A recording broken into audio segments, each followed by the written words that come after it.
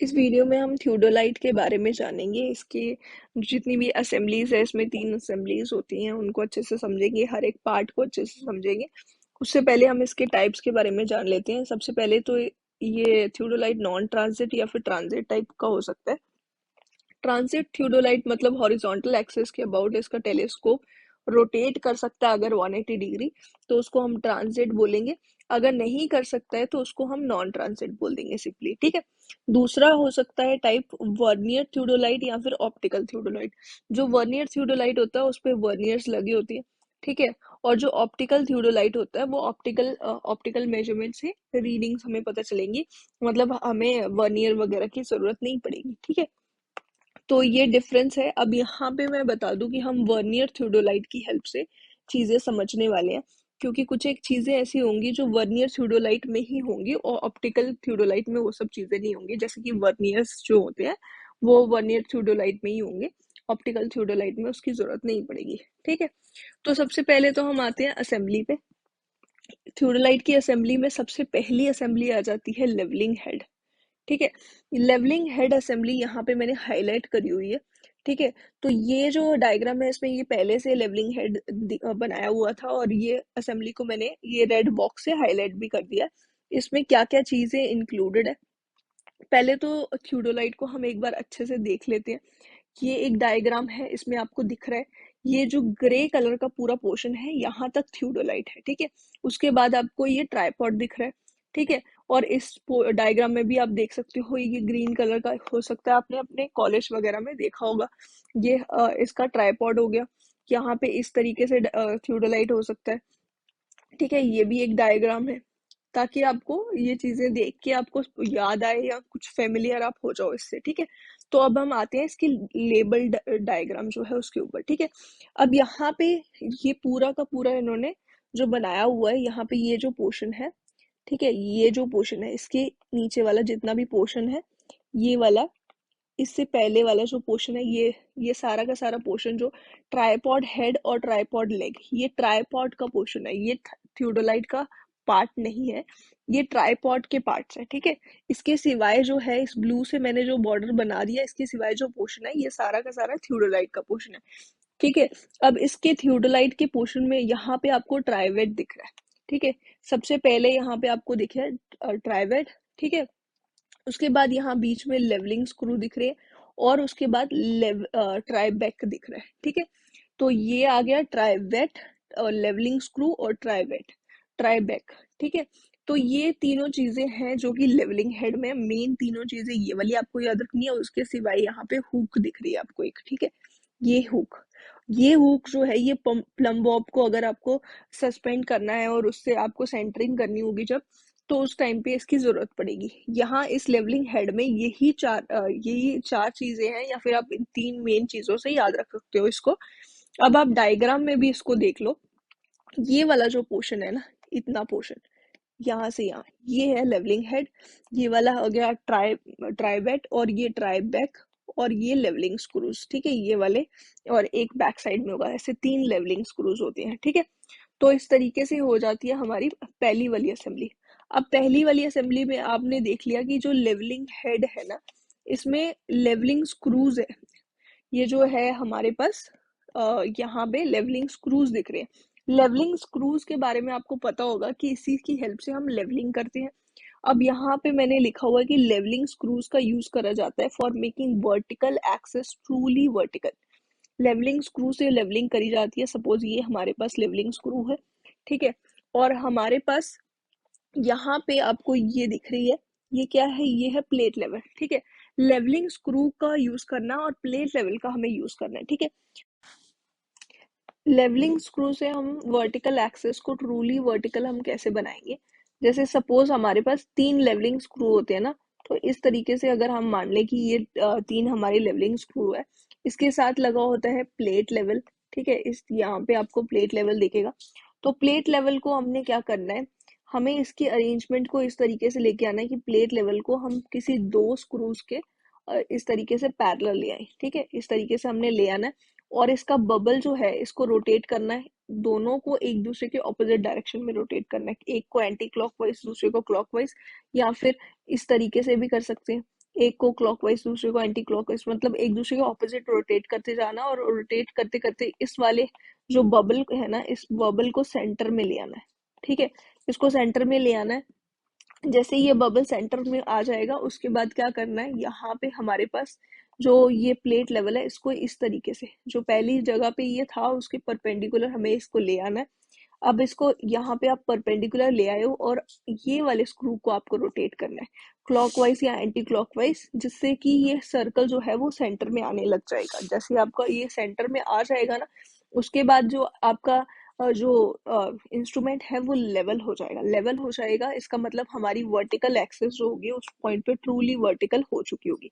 ठीक है, vertical axis जो है वो ट्रूली वर्टिकल हो जाती है, मतलब वो वर्टिकल हो गई है।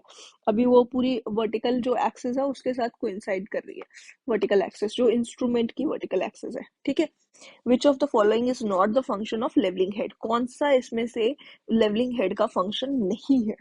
तो फर्स्ट पॉइंट है to support the main part of the instrument, instrument के मेन पार्ट को सपोर्ट करना, ये लेवलिंग हेड का फंक्शन है।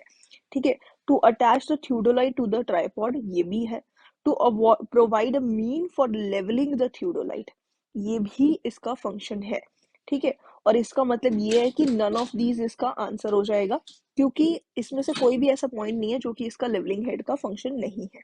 ठीक है, इसके बाद है हमारे पास जो सेकेंड असेंबली है वो है हॉरिजॉन्टल सर्कल असेंबली। अब मैंने यहाँ पे इसको हाईलाइट भी करा हुआ है और ये डायग्राम भी बनाई हुई है। डायग्राम क्यों बनाई हुई है वो भी मैं समझाऊंगी, पहले हम इसकी यहाँ पे जो मैंने हाईलाइट करा हुआ वो वाले पोर्शन को देखते हैं। उससे भी पहले हम ये देख लेते हैं जो मैंने लिखा हुआ है यहाँ पे नाम। ठीक है, सबसे पहला इसमें स्टैंडर्ड फ्रेम या फिर ए फ्रेम होगा। सबसे पहले जो है ऊपर से हम स्टार्ट करें, ये वाला जो पोर्शन है, ये दोनों जो दिख रहे हैं आपको, ये जो कॉलम जैसे दिख रहे हैं ना, ये है हमारे ए फ्रेम या फिर स्टैंडर्ड फ्रेम। अब यहाँ से आपको ये नहीं पता चल रहा होगा, ये देखो, ये है हमारा ए फ्रेम या फिर स्टैंडर्ड फ्रेम। ठीक है, स्टैंडर्ड या फिर ए फ्रेम। ठीक है, तो ये ए फ्रेम इसमें होता है सबसे पहली चीज। ठीक है, इसका कुछ एक पोर्शन इसमें आएगा, और उसके सिवाय आती है प्लेट लेवल। प्लेट लेवल यहाँ पे आपको दिख रहा है। ठीक है, प्लेट लेवल। अब प्लेट लेवल का वही काम है जो लेवलिंग स्क्रू का काम था, और ये दोनों में ही है। मतलब लेवलिंग स्क्रू जो है वो पहली वाली असेंबली में था, उसका काम भी यही था, वर्टिकल एक्सिस को परफेक्टली वर्टिकल करना। और प्लेट लेवल यहाँ पे है और इसका काम भी यही है, वर्टिकल एक्सिस को परफेक्टली वर्टिकल करना। ठीक है, दोनों मिलके ही करते हैं। इसके बाद नेक्स्ट है अपर प्लेट। अपर प्लेट यहाँ पे आपको दिख रही है, ये जो पोर्शन है ना, ये वाला पूरा पोर्शन जो ये इस तरीके से आपको दिख रहा है, ये वाला। ठीक है, ये पूरा पोर्शन जो है ये है हमारी अपर प्लेट और लोअर प्लेट। ये वाले दोनों पोर्शन को आप इग्नोर करो कुछ एक सेकंड के लिए। तो ये पोर्शन ऊपर वाला और नीचे वाला ये पूरा ऐसे इस तरीके से सर्कुलर है।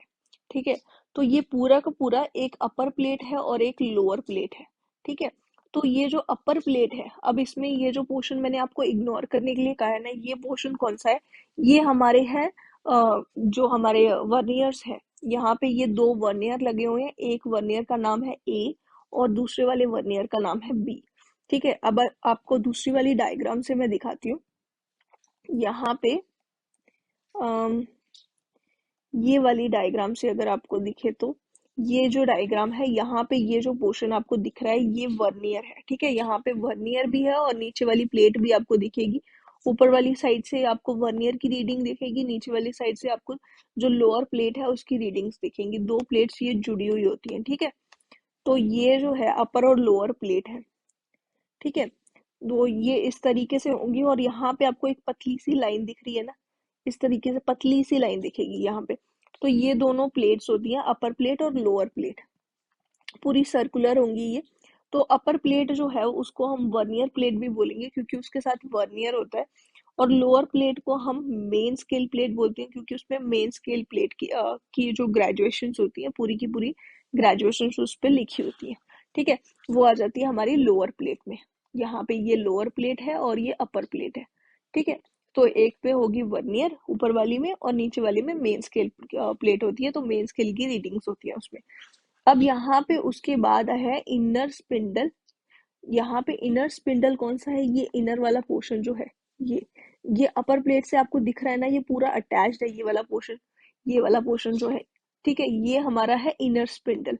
अब इनर स्पिंडल क्या है, इनर स्पिंडल एक शाफ्ट की तरह है, ठीक है, एक शाफ्ट की तरह है और इसका नॉन यूनिफॉर्म डाया है।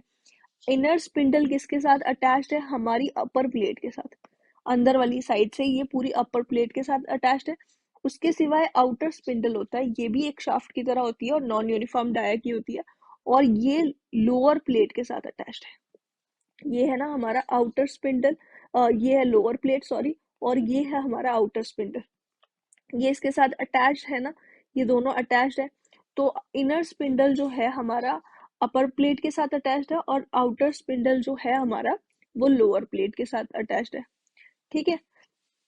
उसके बाद हमारे पास इसके सिवाय होते हैं अपर क्लैंप स्क्रू और लोअर क्लैंप स्क्रू, ठीक है। पहले तो अपर क्लैंप स्क्रू और लोअर क्लैंप स्क्रू जो है वो हम इस डायग्राम में देख सकते हैं। यहाँ पे अपर क्लैंप स्क्रू ये आ गया, और नीचे है टेंशन स्क्रू, यहाँ पे आपको ये वाला टेंशन स्क्रू दिख रहा है, एक लोअर क्लैंप स्क्रू यहाँ पे आपको दिख रहा है, और ये लोअर टेंशन स्क्रू, ये 4 स्क्रूज है, ठीक है। और यहाँ पे आपको इस डायग्राम में भी आप देख सकते हो ये वाले, ये वाले, ये वाले, ठीक है। तो ये जो स्क्रूज हैं इसी जगह पे होती है, मतलब जैसे ये दो है आसपास पे होंगे, अपर क्लैंप और अपर टेंशन दोनों आसपास होंगे, और लोअर क्लैंप और लोअर टेंशन होंगे, दोनों आसपास होंगे। अब दोनों का काम क्या है?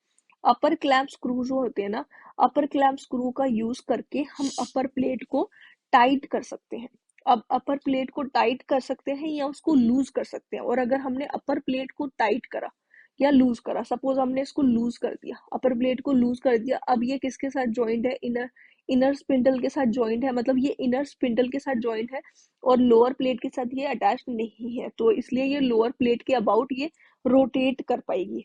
हमारी जो अपर प्लेट होगी, अगर हम अपर क्लैंप स्क्रू को लूज कर देते हैं तो अपर प्लेट जो है वो लोअर प्लेट के रिस्पेक्ट में पूरी रोटेट करने लग जाएगी, ठीक है, इसके अबाउट, पूरी शाफ्ट के अबाउट पूरी रोटेट करने लग जाएगी। अगर हमने इसको टाइट कर दिया, अपर क्लैंप स्क्रू को टाइट कर दिया, तो क्या होगा कि ये जो है अब रोटेट नहीं कर पाएगी, ठीक है, अपर हमारी अपर प्लेट रोटेट नहीं कर पाएगी, और जो हमारी अपर प्लेट है वो लोअर प्लेट के साथ अटैच हो गई, ठीक है।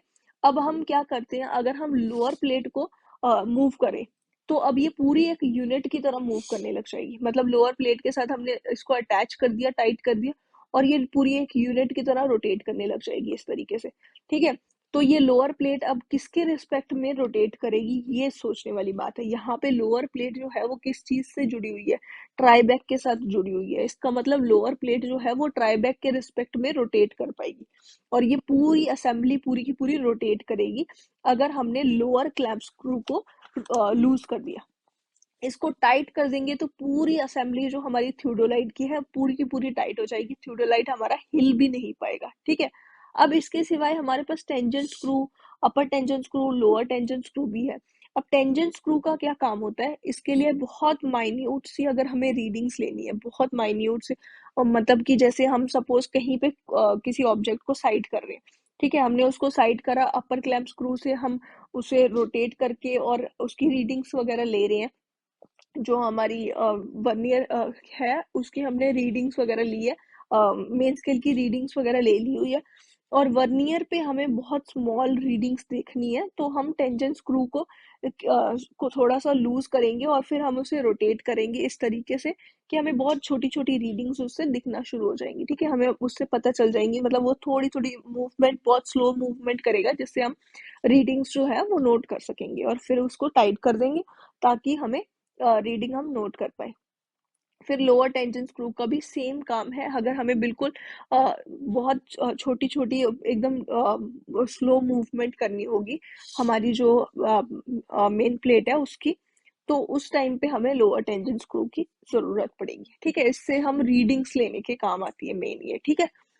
अभी हमने हॉरिजॉन्टल सर्कल असेंबली समझ ली है, तो अब हम एंगुलर मेजरमेंट्स जो है, अगर हमें हॉरिजॉन्टल एंगल की मेजरमेंट लेनी है, सपोज हमारे पास ये हमने यहाँ पे इस पॉइंट पे अपना थियोडोलाइट रखा है और ए पॉइंट और बी पॉइंट के बीच का हमें एंगल लेना है, तो हम कैसे ले सकते हैं वो अब हम समझ सकते हैं, ठीक है। तो अब हम वही जानते हैं। सबसे पहले हमने क्या करना है, हमने अपने इंस्ट्रूमेंट को यहाँ पे इस पॉइंट पे हमने ए की तरफ साइड करना, और ए की तरफ साइड करके हमारी जो रीडिंग्स है, सारी जो ग्रेजुएशंस है मेन स्केल की, वर्नियर की, सबकी हमें जीरो मार्क पे लेके आनी है, अब उसके लिए हम क्या करेंगे, सबसे पहले हम क्या करेंगे, इंस्ट्रूमेंट को लेके आएंगे और इसकी तरफ ए की तरफ हम साइड करेंगे। कैसे साइड करेंगे, मेन स्केल जो है उसकी रीडिंग 0 हमें करनी है। सबसे पहली काम हमारा ये होगा, मेन स्केल की रीडिंग 0 करने के लिए हमें लोअर क्लैंप स्क्रू को अनक्लैंप करना है, उसको स्लो करके। और हम ना अपना मेन स्केल जो होगा ना, मेन स्केल हमने इसके बारे में अभी अभी जो डिस्कस करा है, लोअर प्लेट में होता है मेन स्केल और अपर प्लेट में होता है वर्नियर स्केल। सपोज ये हमारी अपर प्लेट है, यहाँ पे वर्नियर अटैच्ड है, ठीक है, और जो हमारी लोअर प्लेट है यहाँ पे मेन स्केल है, ठीक है। तो हमें लोअर क्लैंप स्क्रू को अनक्लैंप करा और मेन स्केल जो है उसको रोटेट कर रहे हैं हम अपनी मेन स्केल रीडिंग के लिए। मेन स्केल को रोटेट इस तरीके से कर रहे हैं कि वो 0 मार्क पे आ जाए, ठीक है। जैसे ही वो 0 मार्क पे आ जाएगा उसके बाद हमने उसको टाइट कर देना है। और अगर वो 0 मार्क पे मतलब आने से थोड़ी सी डिविएशंस है, तो अगर स्मॉल डिविएशंस के लिए हमने क्या करना है, लोअर क्लैंप स्क्रू को लूज करके फिर उसको मतलब मूव करना, उसी से रीडिंग्स जो उसको थोड़ा थोड़ा मूव करते जाना, मेन हमारी जो प्लेट होगी उसको, और उसी से हमारी स्मॉल डिविएशंस जो होंगी वो भी एडजस्ट हो जाएंगी। फिर हमने lower clamp screw, lower tension screw को भी हमने टाइट कर देना है, ठीक है। हमने 2 स्क्रूज का यहाँ पे यूज करा मेन स्केल को 0 पे लेके आने के लिए। सेम दोनों ही स्क्रूज का हम यूज करेंगे वर्नियर को अब 0 लेके आने के लिए। वर्नियर को भी हम वर्नियर स्केल को 0 पे लेके आएंगे ना, मेन स्केल को अगर हम 0 पे ले आएंगे, तो वर्नियर स्केल को 0 पे लाने के लिए अपर क्लैंप स्क्रू को हमने लूज करना है पहले, ठीक है। और फिर उसके बाद वर्नियर को रोटेट करना है, एक ही तरफ साइड करना है, और मतलब एक ही तरफ 0 मार्क पे लेके आना उसको, ठीक है। 0 मार्क पे ले आए और फिर उसको उसका टाइट कर देना, अपर क्लैंप स्क्रू को टाइट कर दिया। फिर उसके बाद हमने, अगर स्मॉल डेविएशन रह रही है तो हमने अपर टेंशन स्क्रू को लूज करना और फिर स्मॉल डेविएशंस के लिए उसको थोड़ा सा रोटेट करना, फिर टेंशन स्क्रू, अपर टेंशन स्क्रू जो है उसको भी टाइट कर देना है, ठीक है। इससे हमारा जो हमारा इंस्ट्रूमेंट है वो एक ही तरफ साइड भी हो चुका होगा और वो 0 मार्क पे भी आ चुका होगा। अब हम बी की तरफ जब उसको साइड करेंगे तो जो भी रीडिंग आएगी वो हमारी एंगुलर मेजरमेंट होगी, हॉरिजॉन्टल एंगुलर मेजरमेंट, ठीक है। तो उसके लिए क्या करेंगे हम, बी को साइड करने के लिए हमने क्या करना है, हमने अनक्लैंप करनी है लोअर क्लैंप स्क्रू को। अब लोअर क्लैंप स्क्रू को जब हम अनक्लैंप करते हैं ना, तो हमारी अपर वाला क्लैंप स्क्रू से सिर्फ वर्नियर वाला जो है असेंबली वो अकेले ही मूव करने लग जाती। लेकिन हमने लोअर क्लैंप स्क्रू को अनक्लैंप करा है, तो अब ये पूरी यूनिट मूव करेगी बी की तरफ, पूरी की पूरी यूनिट जो है वो बी की तरफ मूव करेगी। और होल असेंबली जो है वो मूव करेगी, हॉरिजॉन्टल सर्कल असेंबली मूव करेगी एक यूनिट की तरह। और साइड करेंगे हम फिर बी को, और बी को साइड करने के बाद हम क्लैंप कर देंगे लोअर क्लैंप स्क्रू को। फिर से हमने लोअर क्लैंप स्क्रू को क्लैंप कर देना है और स्मॉल मेजरमेंट्स के लिए फिर से लोअर टेंशन स्क्रू का यूज करना है, ठीक है। और ये लोअर टेंशन स्क्रू को जैसे हमने टाइट कर दिया, उसके बाद जो हमारी रीडिंग होगी वो हमने नोट कर लेनी है, ठीक है। इस तरीके से हम हॉरिजॉन्टल जो हमारा एंगल है वो हम फाइंड आउट करते हैं हॉरिजॉन्टल सर्कल असेंबली की हेल्प से। अब ये एक और क्वेश्चन है हमारे पास, if the lower clamp screw is tightened and upper clamp screw is loosened, the theodolite may be rotated. Rotate किस तरीके से करा जा सकता है इसको, तो इसको समझने के लिए पहले एक और मैंने ये डायग्राम बना रखी है, इससे हम समझ सकते हैं। सपोज ये हमारा अपर प्लेट है और ये हमारी लोअर प्लेट है। अपर प्लेट पे हमें पता है कि वर्नियर होता है, ठीक है। अपर प्लेट पे इस तरीके से यहाँ पे वर्नियर अटैच्ड होगा, ठीक है। और उसके बाद नीचे वाली प्लेट जो होती है वो मेन स्केल वाली प्लेट होती है, ठीक है। तो अपर प्लेट जो है मैंने रेड मार्क करी हुई है और ये आउटर स्पिंडल से इस तरीके से अटैच्ड होगी, ठीक है। और लोअर प्लेट जो मेन प्लेट है वो ये किससे अटैच्ड होगी, इनर स्पिंडल के साथ इस तरीके से अटैच्ड होती है, ठीक है। तो जब ये जो है इसमें से, इसके लिए लोअर प्लेट के लिए लोअर स्क्रू होता है और अपर प्लेट के लिए अपर स्क्रू होता है, अपर क्लैंप स्क्रू, ठीक है। तो यहाँ पे जब हम इसको लोअर प्लेट को इसके स्क्रू को, एक ही स्क्रू को हमने लोअर क्लैंप स्क्रू को अगर हमने लूज कर दिया, तो ये जो है ये रोटेट करने लग जाएगी विद रिस्पेक्ट टू ट्राइबैक। ऊपर वाले को हमने टाइट करके रखा हुआ है, ठीक है। अपर वाले स्क्रू को, अपर प्लेट के जो स्क्रू है अपर क्लैंप स्क्रू, उसको हमने टाइट करके रखा हुआ, नीचे वाली ट्राइबैक के रिस्पेक्ट में ये रोटेट करने लग जाएगी, ठीक है। अब ये जो दूसरी वाली प्लेट है वो भी इसके साथ जुड़ी हुई होगी क्योंकि ऊपर वाले को हमने टाइट कर दिया। अगर हम नीचे वाले को टाइट कर दे और ऊपर वाले को लूज कर दे, अपर क्लैंप स्क्रू को अगर हम लूज कर दे, नीचे वाले को हमने टाइट कर दिया, अब वो जो प्लेट है ना, नीचे वाली प्लेट बिल्कुल रोटेट नहीं कर पाएगी, अब सिर्फ ऊपर वाली प्लेट रोटेट करेगी। उसके साथ जो इसके ऊपर जितनी भी असेंबली होगी ना, वो सारी की सारी इसी के साथ ऊपर वाली प्लेट के साथ मूव करेगी, ठीक है। ये वाली जो वर्नियर प्लेट है, इसके साथ ऊपर वाली जितनी भी असेंबली होगी वो मूव करेगी with respect to the lower plate, ठीक है। तो ये चीज हो गई। अगर इन दोनों को ही लूज कर दिया जाए तो ये एक दूसरे के रिस्पेक्ट में भी मूव करेंगे, और जो नीचे वाली प्लेट है वो ट्राइबैक के रिस्पेक्ट में भी मूव करेगी, ठीक है। तो आपको ये चीज समझ आ गई होगी, आई होप मैंने फिर से समझा दी। तो यहाँ पे पूछा गया है the upper clamp screw is tighted, upper clamp screw को हमें टाइट कर देना है। और अपर क्लैंप स्क्रू को जब हम टाइट करेंगे तो मतलब कि हमें अपर प्लेट, जैसे ही अपर क्लैंप स्क्रू आपके दिमाग में आता है तो अपर प्लेट आनी चाहिए, अपर प्लेट यानी कि वर्नियर जो है, ठीक है, वो टाइट हो गया, ठीक है। और upper clamp screw is loose, lower clamp screw जो है उसको टाइट करा, सॉरी हमने लोअर क्लैंप स्क्रू को हमने टाइट कर दिया। लोअर क्लैंप स्क्रू को टाइट करने से क्या हुआ, हमारी जो लोअर प्लेट है वो हमारी ट्राइबैक के रिस्पेक्ट में वो टाइट हो चुकी है, वो मूव नहीं कर सकती है। अब सिर्फ हमारी जो ऊपर वाली प्लेट होगी ना, वो मूव कर सकती है अगर वो अपर क्लैंप स्क्रू इज लूजेड। हाँ, अपर क्लैंप स्क्रू को हमने लूज करके रखा है तो इसलिए ये मूव कर सकती है with respect to this plate, और इसके साथ पूरी असेंबली, ऊपर वाली जितनी भी असेंबली है वो सारी की सारी मूव करेगी, ठीक है। द थियोडोलाइट में बी रोटेटेड। अब यहाँ पे इसका आंसर हो जाएगा in the inner spindle on it's inner spindle with relative motion between the vernier and graduation scale. इस प्लेट के रिस्पेक्ट में ये मूव कर सकती है ग्रेजुएशन स्केल के रिस्पेक्ट में ऑफ द लोअर प्लेट, ठीक है। तो यही हमारा आंसर हो जाएगा सी। नेक्स्ट असेंबली है एलिडेड असेंबली। एलिडेड असेंबली जो हॉरिजॉन्टल सर्कल असेंबली के सिवाय जो पोर्शन है आपको यहाँ पे दिख रहा होगा, ये सारा पोर्शन एलिडेड असेंबली में आता है, और इसकी हेल्प से हम वर्टिकल एंगल्स जो है वो मेजर कर सकते हैं। यहाँ पे सबसे पहले आपको टेलीस्कोप जो है, टेलीस्कोप होगा जो कि माउंटेड होगा ओवर द हॉरिजॉन्टल स्पिंडल। ये टेलीस्कोप आपको दिख रहा होगा, ये हमारा है हॉरिजॉन्टल स्पिंडल जिसके ऊपर ये माउंटेड है, ठीक है। इस हॉरिजॉन्टल स्पिंडल के थ्रू ही हॉरिजॉन्टल एक्सिस जाती है इसके सेंटर से। ये देखो, ये टेलीस्कोप है हमारा, ये ऑब्जेक्टिव है और ये आई साइड है। यहाँ पे ये इस तरीके से आपको हॉरिजॉन्टल स्पिंडल दिख रहा है, और इसके सेंटर से हॉरिजॉन्टल एक्सिस जाती हुई दिखेगी, ठीक है। तो ये हॉरिजॉन्टल एक्सिस इसी के सेंटर से जाती हुई जाएगी। और उसके बाद नेक्स्ट हमारे पास है वर्टिकल क्लैंप स्क्रू, जो कि इसी डायग्राम में इस हॉरिजॉन्टल स्पिंडल के ऊपर जो है ये होता है हमारा वर्टिकल क्लैंप स्क्रू, ठीक है। यहाँ पे अगर हम इस डायग्राम में देखें तो ये हमारा है वर्टिकल क्लैंप स्क्रू, ठीक है। तो इसमें भी होता है क्लैंप स्क्रू। फिर उसके बाद आता है वर्नियर फ्रेम या इंडेक्स फ्रेम इसको बोल सकते हैं, या फिर टी शेप्ड फ्रेम बोल सकते हैं, ठीक है। अगर आपको इसको देखना है तो ये इस डायग्राम में आपको प्रॉपर दिखेगा, इस तरीके से इसका टी शेप है, ठीक है, इस तरीके से है। और ये है टी फ्रेम, इंडेक्स फ्रेम, ठीक है। यहाँ पे वर्नियर्स लगे हुए हैं इसके नीचे, ठीक है। और यहाँ पे ये जो है ना, ये हम अगर रीडिंग जो बहुत छोटी है माइक्रोस्कोपिक स्केल पे अगर हमें देखना हो इसको जूम आउट करके, तो वो देखने के लिए यहाँ पे हमारे पास ये अरेंजमेंट है। और ये नीचे इसके वर्नियर्स लगे हुए हैं, ठीक है। तो दो वर्नियर्स लगे हुए हैं और ये पूरा एक टी फ्रेम, टी की तरह बनाता है, तो इसलिए इसको हम टी फ्रेम बोलते हैं। और इस तरीके से इसकी डायग्राम होगी। यहाँ पे दो वर्नियर्स है, ये एक वर्नियर है और एक ये वर्नियर है। ये दोनों जो वर्नियर है, एक का नाम सी है और एक का नाम डी है।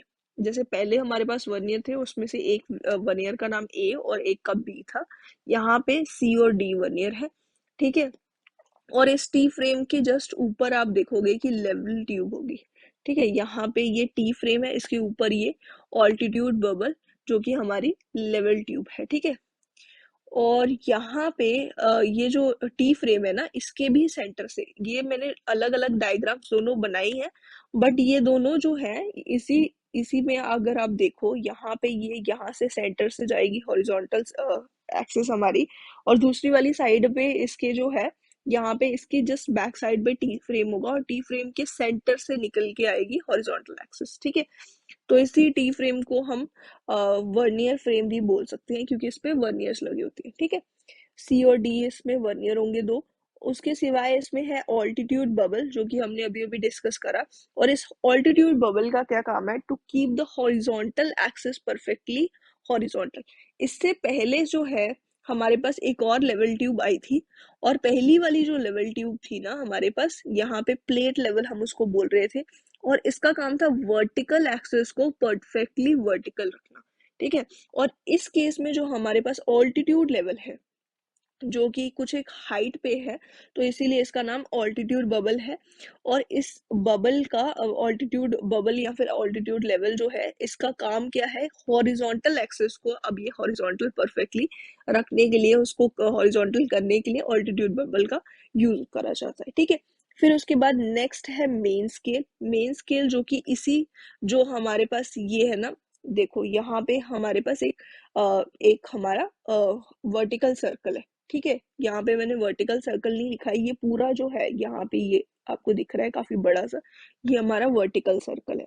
दोनों साइड पे, यहाँ पे देखो ये फ्रंट से व्यू है, ये वर्टिकल सर्कल पूरा सर्कुलर जो है, ठीक है ये। और या फिर ये भी आप देख सकते हो टेलीस्कोप के पीछे, तो ये वर्टिकल सर्कल है, इसी के ऊपर मेन स्केल लगा होगा। मतलब इसकी अगर हम डायग्राम एक बार फिर से मैं बनाऊं यहाँ पे साइड पे, ये हमारा वर्टिकल सर्कल है, ठीक है। और यहाँ पे इसी पे रीडिंग्स होंगी, ग्रेजुएशंस होंगी, और इसी के ऊपर यहाँ पे कुछ एक पोर्शन में यहाँ वर्नियर्स होंगे, ठीक है। एक सी होगा, एक डी होगा, कोई भी डायरेक्शन में कोई एक सी होगा और एक डी होगा इसमें से, ठीक है। तो कुछ पोर्शन तक हमें वर्नियर्स दिखाई देंगे, और कुछ एक पोर्शन तक हमारा पूरा जो ग्रेजुएशंस होंगी उसी के साथ हमें दिखेंगी। जैसे कि हमारे पास जो वर्नियर स्केल होता है वो इस तरीके से लगा होता है, और नीचे मेन स्केल होता है, ठीक है। ये वर्नियर स्केल है, ये मेन स्केल है। इसी तरीके से यहाँ पे भी ये अरेंजमेंट ऐसी ही आपको दिखेगी, ऊपर एक वर्नियर स्केल होगा और नीचे मेन स्केल होगा, ठीक है। इस तरीके से अरेंजमेंट आपको दिखेगी। तो ये हमारा जो वर्टिकल सर्कल है उसमें एक मेन स्केल भी होगा, और एक वर्नियर स्केल जो है वो टी फ्रेम में ही होगा, टी फ्रेम में, ठीक है। तो ये हो गया। उसके सिवाय है वर्टिकल टेंजेंट स्क्रू। अब यहाँ पे वर्टिकल टेंजेंट स्क्रू है, एक ये हमारे पास ये स्क्रू है जो कि हमारा वर्टिकल क्लैंप स्क्रू है। इसके सिवाय एक वर्टिकल टेंजेंट स्क्रू है जो कि यहाँ पे इस वर्टिकल टेंजेंट स्क्रू जो है, ये देखो ये वाला, एक वर्टिकल क्लैंप स्क्रू है और एक वर्टिकल टेंजेंट स्क्रू है। क्लैंप स्क्रू यहाँ पे है और टेंजेंट स्क्रू इस ए फ्रेम के साथ साइड पे थोड़ा सा नीचे जाके है, ठीक है। तो ये हमारा है वर्टिकल टेंजेंट स्क्रू। अब इससे क्या करेंगे, जैसे हम पहले जो टेंजेंट स्क्रू थे उसकी हेल्प से हम देख रहे थे छोटी छोटी रीडिंग्स, अगर हमें बहुत माइन्यूट सी रीडिंग्स जो है थोड़ा उसको आगे पीछे करके चेक करनी है रीडिंग सही, तो उसके लिए हम यूज कर रहे थे वर्टिकल टेंजेंट स्क्रू का। सेम यहाँ पे यही करेंगे। अब यहाँ पे हमने जब रीडिंग लेनी होगी हम क्या करेंगे, पहले तो हम ये देख लेते हैं एक और डायग्राम जो मैंने बनाई हुई है। यहाँ पे ये टेलीस्कोप है, ठीक है। और यहाँ पे ये हॉरिजॉन्टल स्पिंडल है, और इसके ऊपर वर्टिकल क्लैंप स्क्रू, और ये वर्टिकल टेंशन स्क्रू यहाँ पे ए फ्रेम के ऊपर, ठीक है। ये ए फ्रेम है हमारा, दूसरी साइड पे भी ए फ्रेम है, और दूसरी साइड जो ए फ्रेम है उसके ऊपर वर्टिकल सर्कल है, ठीक है, इस तरीके से। और इसके ऊपर ग्रेजुएशंस होंगी। यहाँ पे ये दोनों साइड वर्नियर होगा टी फ्रेम में, ठीक है। तो ये हमारे पास है पूरी असेंबली इस तरीके से कुछ होगी। ये वर्टिकल टेंशन स्क्रू यहाँ पे होगा, ठीक है। तो यहाँ पे अब हम रीडिंग अगर हमें लेनी होगी तो हम कैसे लेंगे, वर्टिकल क्लैंप स्क्रू का हम यूज करेंगे टू फिक्स द टेलीस्कोप। हमारा जो टेलीस्कोप होगा उसको हम साइड करेंगे। सपोज हमारे पास कोई एक ऑब्जेक्ट है, ये ए है, ठीक है, ये ए है और ये ए है और ये बी है, ठीक है। पहले तो हमने इसको साइड करा, टेलीस्कोप को यहाँ पे इसको ए को देख के साइड करा, और फिर वर्टिकल क्लैंप स्क्रूज को लूज करने के बाद इसको ए को देखा, और फिर उसके बाद उसको टाइट कर दिया। फिर हम टेंजेंट स्क्रू का, वर्टिकल टेंजेंट स्क्रू का यूज करेंगे स्मॉल रीडिंग्स के लिए। अगर हमें थोड़ी सी आगे पीछे लग रही है वैल्यू, जीरो की जगह कहीं और थोड़ा सा दिख रहा है डिफरेंस, तो हम उसको छोटी रीडिंग्स के लिए यूज करेंगे। वर्टिकल टेंजेंट स्क्रू को लूज करके थोड़ा इसको हिलाएंगे और फिर उसके बाद फिर से टाइट कर देंगे। फिर हमारा जैसे ही जीरो मार्क आ गया होगा, फिर से हम क्या करेंगे, इस जो हमारा वर्टिकल क्लैंप स्क्रू है उसको लूज करेंगे और टेलीस्कोप को हम घुमाएंगे ऊपर की तरफ, और फिर से हम जो हमारा एंगल होगा बी को हम साइड करेंगे, और जो भी एंगल होगा, अगर हमारी रीडिंग बिल्कुल सही है, अगर नहीं है सही, अभी भी आपको लग रहा है कुछ फर्क है, तो आप वर्टिकल टेंजेंट स्क्रू को लूज करोगे, उसको उसकी हेल्प से जो स्मॉल स्मॉल रीडिंग होगी वो हम ठीक करेंगे। और उसके बाद हम बी पे जो एंगल, हमें उसको टाइट कर देना है, वर्टिकल क्लैंप स्क्रू और टेंजेंट स्क्रू को दोनों को टाइट करने के बाद जो हमारा जो बी के ऊपर साइड करते हुए जो एंगल आ रहा होगा ना, वो हमारा वर्टिकल एंगल हो जाएगा। ठीक है, तो एलिडेड असेंबली की हेल्प से हम वर्टिकल जो एंगल है वो हम मेजर कर सकते हैं।